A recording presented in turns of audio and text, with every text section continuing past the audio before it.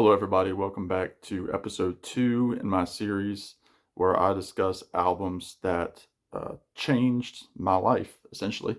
And for this episode, I'm going to kind of go off of my previous video where I talked about the Traveling Wilburys Volume 1 album.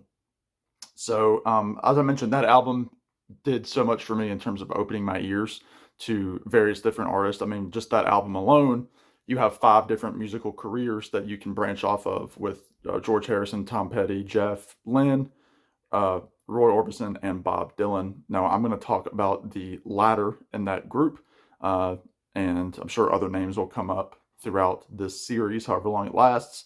And today I'm going to talk about the Bob Dylan album from 1989, Oh Mercy. This album was Bob's first after the Wilburys album, produced by Daniel Lanois, who of course produced U2 on the Joshua Tree album. Daniel Lanois would later go on to produce Time Out of Mind by Bob Dylan in 1997. And this is just a fantastic album. It's well produced. Big songs on here. Everything is Broken, Ring Them Bells, Most of the Time, What Go to My, Shooting Star was a concert staple in the early 90s. There's Bob, kind of with his Rolling Thunder Review look about him, like he'd just taken a dip in the pool. And so let me go on a little bit more in depth with this album.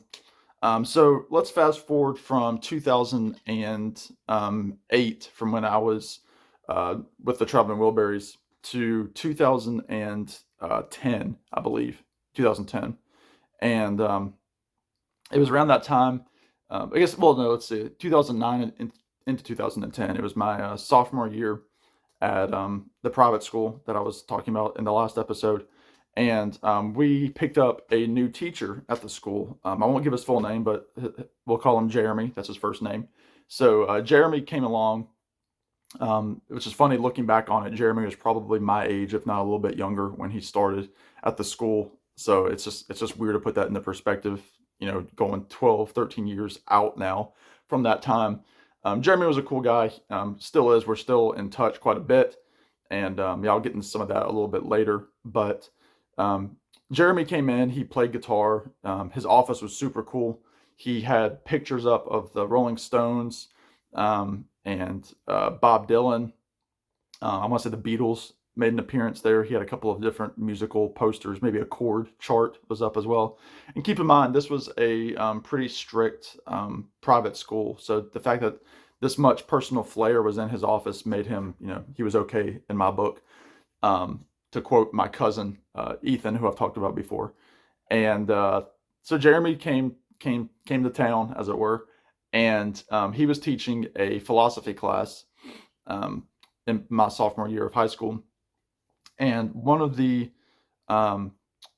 assignments that came up involved, picking songs that we wanted to interpret. I don't know what we were talking about that, brought up that topic, but like in terms of like the subject matter of the class, but we all had to pick a song, and that was the song that we were going to interpret as a class. We would play the song, have it on the sound system, and then we would go through the class time and discuss the song. I'm pretty sure the song that I picked was A Change Is Gonna Come by Sam Cooke. We never got around to everybody's picks, so mine never got picked. But I know one of the ones that we did also was The Other Side by the Red Hot Chili Peppers. We also did a Dave Matthews song, I know, and Gravedigger was the Dave Matthews song, I remember. And so Jeremy wanted to kickstart the series off with Ring Them Bells from Oh Mercy. Now, again, I knew Bob Dylan. I knew Knocking on Heaven's Door. And, I knew the Wilburys cuts, but I didn't really know really much else. I mean, I didn't even really know, like Blowing in the Wind, or, The Times They Are Changing, like a Rolling Stone. Like that stuff was not in my wheelhouse at that time. At this point, I was listening very heavily to the Beatles, going through their discography. I still, was listening to classic rock radio quite a bit, and just kind of the greatest hits that were on the radio at that time. But was slowly starting to get into an artist that wasn't just the 3 songs that they played on the radio. And obviously, they don't play Bob Dylan on the radio anymore. unless you find like a cool station that's against the corporate grain. So we played Ring Them Bells several times and discussed it in depth. All of the biblical imagery that's in there, Saint Peter, Sweet Martha, um, from the fortress where the lilies that bloom. It's rush hour now on the wheel and the plow. Time is rolling backwards on the sacred cow. Just wonderful, wonderful imagery in that song. And I fell in love with the song. And I remember I would be going home on YouTube and looking up different, um, different cover versions of that song, and just love the song. And so, probably within a year or so, I bought this album. I bought Oh Mercy. It was the first Bob Dylan album I ever purchased, before any kind of greatest hits, before anything other than the Napster, burnt CD that my dad made for me. This was the first Dylan album that I ever bought, and I listened to it over and over and over again. Again, it starts with the wonderful Political World, the ballad Where Teardrops Fall. It's just that gorgeous guitar. It's almost like it's crying. Um, What Go to My Man in the Long Black Coat, which is just such a dark, dark song. Um, possibly about the Reaper, about death, and so it was very cool. And Jeremy and I started becoming music pals. Essentially, I mean, we realized that we both like the same kind of music. I remember, being the naive, 15, 16-year-old that I was saying, like, oh, have you ever heard of the Trevin Wilburys? And he's like, oh yeah, I love the Wilburys, that sort of thing. And so, because I was so into that album at that time, and so it was just a great connection. And yeah, Jeremy and I always had that rapport where we would talk about songs. Now, um, fast forward a little bit, and to my my senior year of high school, we had a gala, because again it was a small school, so we didn't have a homecoming, we didn't have prom or anything because it was so small, but we had a gala that honored the senior class.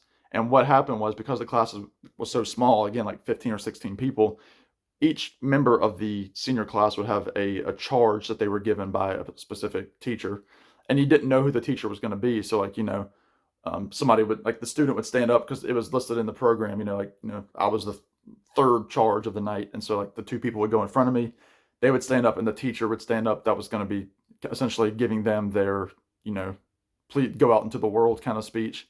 And again, it was in May, so it was toward the end of the year. It was almost graduation time. I was about to turn 18, like in a couple days from that point. And I they got to my part, and again, I was not somebody that built a lot of relationships at that school. It was just not for me in terms of the personalities, and I just had nothing in common. So when I stood up and Jeremy stood up at the same time, that was like really cool. I was like, all right, this is cool. So we went up to the front of the banquet hall. It was at a very nice hotel here in town, and I was wearing my suit and everything.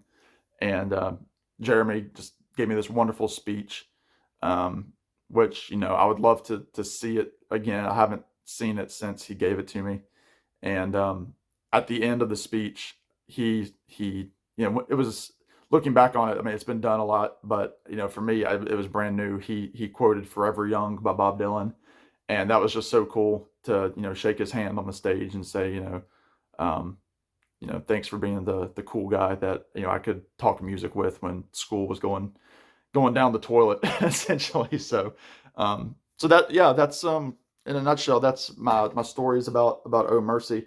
I will say that one of the great covers from this album, from Ring Them Bells, was by an artist named Sarah Jarosz, who is an Americana singer-songwriter, probably just a year or two older than I am. And one of her covers was, I mean, that was one of the ones that stuck out, on the internet. It was just all over the place.